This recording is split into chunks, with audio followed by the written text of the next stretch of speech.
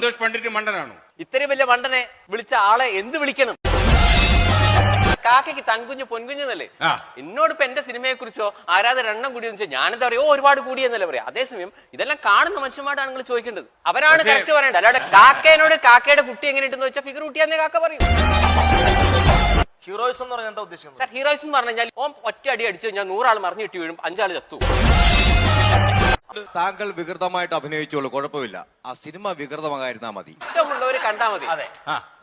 ഞാൻ നിങ്ങളുടെ ആരും വീട്ടിൽ ചെന്ന് പറയുന്നില്ല.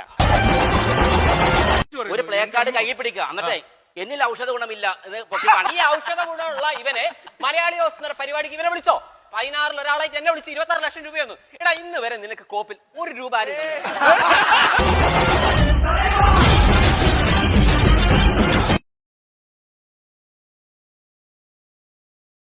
സന്തോഷ് പണ്ഡിറ്റ് മണ്ടനാണോ? ഇത്രയും വലിയ മണ്ടനെ വിളിച്ച ആളെ എന്ത് വിളിക്കണം?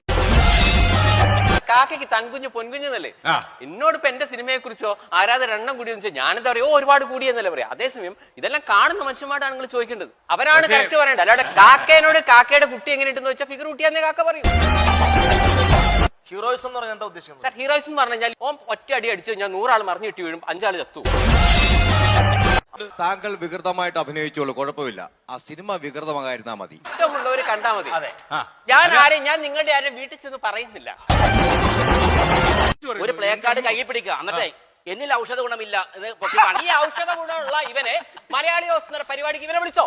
16 ഒരാളായിട്ട് എന്നെ വിളിച്ച് 26 ലക്ഷം രൂപയൊന്നും. എടാ, ഇന്ന് വരെ നിനക്ക് കോപ്പിൽ 1 രൂപ ആരും